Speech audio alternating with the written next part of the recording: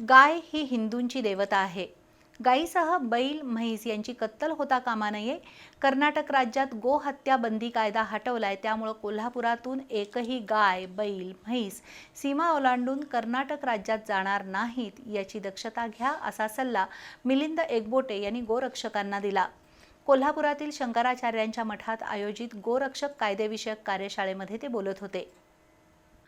कोल्हापुरातील गोरक्षक आणि सकल हिंदू समाजाच्या वतीनं आद्य शंकराचार्यांच्या मठात गोरक्षकांसाठी कायदेविषयक कार्यशाळेचं आयोजन केलं होतं.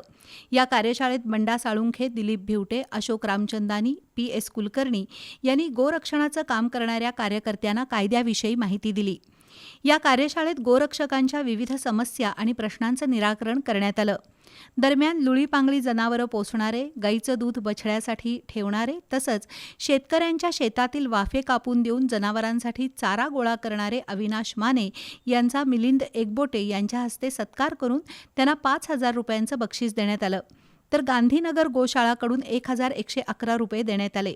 तसंच गांधीनगर इथं 5 स्टार गोशाळा उभारलेल्या रवी मलानी यांचाही सत्कार करण्यात आला.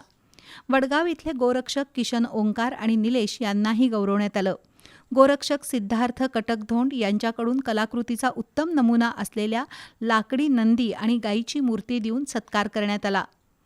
दरम्यान कोणत्याही परिस्थितीत कोल्हापूर जिल्ह्यातून गाय, बैल, म्हैस सीमा ओलांडून कर्नाटक राज्यात जाणार नाहीत याची गोरक्षकांनी दक्षता घ्यावी, असं मिलिंद एकबोटे यांनी सांगितलं.